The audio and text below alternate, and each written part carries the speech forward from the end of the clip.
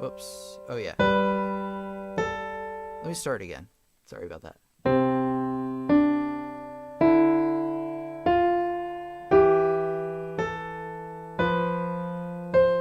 And then when you get to the top, you turn it back around. And then when you get here, you're still going to go all the way up to the left hand, top of the left hand scale, while still coming down and then meeting in the center. And if you time it out right, you'll wind up in the center. If you're off a little bit, your notes won't be exactly right. And then what you want to do is then speed it up a little bit. Maybe you could do half notes in the left hand and quarter notes in the right hand. Once you're feeling a little bit more confident with it, just like that. So that will get you playing different rhythms with each hand. Now, what I want you to do, and I highly suggest, is flip it around the other way. Play the longer notes with your right hand while playing 2 notes with your left hand.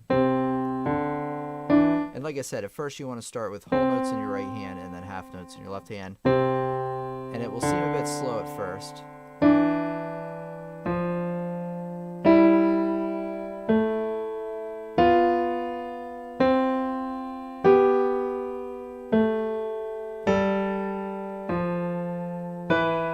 And then if you do it right, you'll land on C at the exact same time. Now, what if that starts to get too easy? Well, you can always speed it up, right? You can start to play, eighth notes maybe with your right hand and quarter notes with your left hand, so it'll be twice as fast. Whoops, let me do it again. Not bad. And then see as fast as you can get it. Maybe you're going to do 16th notes, which is 4 of these for every note I have in the left hand if I'm playing quarter notes.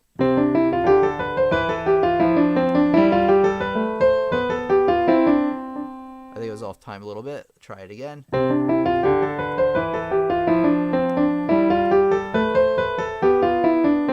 I did it right that time, and I know it because I landed on middle C at the exact same time. And then you want to go through this, and you want to do this with a lot of scales, as many of them as you can do.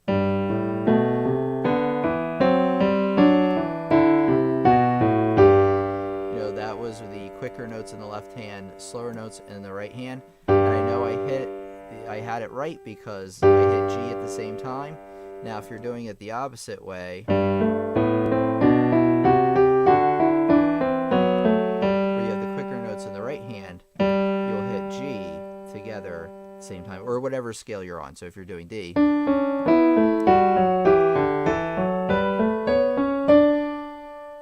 it'll be like that.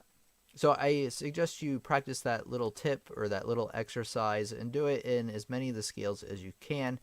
If you have a lot of trouble doing that, remember, the key thing is to slow it down. Start out, like I said, with just whole notes in the left hand, half notes in the right hand, counting slowly.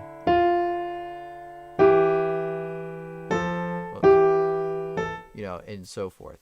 And then remember, you're hitting the right note, or you got it right if you end on either the outside notes of the key that you're in. So if you're in the key of C, you'll land on C. If you're doing it the other way, you will land on the middle note together. So just know that you'll be hitting the same note at the same time if you have it right and you have it synced up correctly.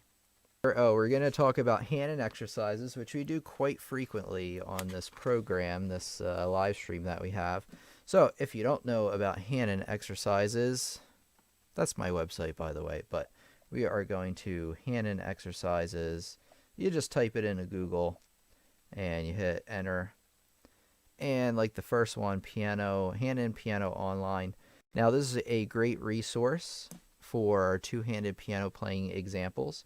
However, you may be seeing these, you can download them, obviously. You may be looking at this and saying, well, these are the same note at the same time, kind of like the scales. But that's fine. That will still develop your two-handed piano playing, being able to sync them up. And every exercise develops a certain part of your hand. So the better you are at this kind of stuff, the better you will be at two-handed piano playing. because playing the same note at the same time in sync is still a coordination skill to have. So you want to practice these. So you can practice these. There's tons of them for free. Our live stream attendee, Rich, always talks about a book he has on hand. So there are many great books out there. It's probably maybe even a little bit better if you have the book than this. I know the options on this website are limited a little bit, but you know, it's actually a really good free resource. And then there's many exercises, as you can see. You can see, you know, that there are 20, and then you can obviously continue there. And then you can also look at play them in different keys. So you can play them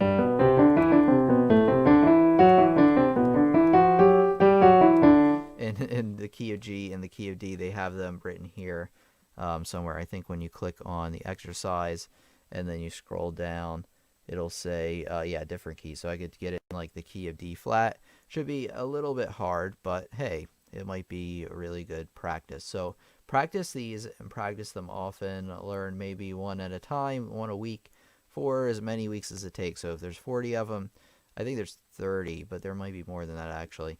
But so if there's 40 of them, it'll take you 40 weeks to play through all of them. And then again, you only want to move on really to the next one once you feel comfortable playing the one before. So if it takes you longer than a week, don't fret over that, but make some kind of goal, whether to learn one a week, one every 2 weeks, and then every once in a while, if you go outside of the goal a little bit, so long as you come back, you will be in really good shape.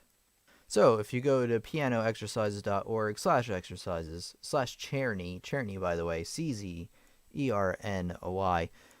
he has a ton on this website. Actually, this actually isn't his website, but he wrote all these exercises. This is a wonderful selection of exercises. Particularly, it's either the first selection or the second selection is what I really recommend for this lesson. Again, you want to look through these and find something that's appropriate to your playing level. This is it. Okay, you see these now. Be careful that these are both in treble clef, so you need to be used to doing that. Whoops.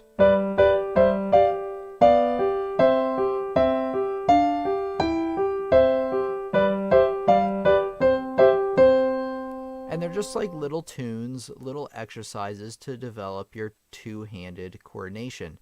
They have very simple rhythms between either of the hands, so that makes it a little bit easier. Now, that doesn't mean they'll be absolutely easy. It might take you quite a few playthroughs to get these right.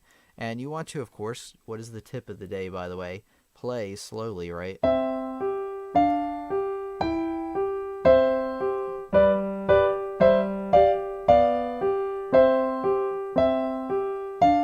And use the fingering they give you. They're nice enough to give you most of the fingering.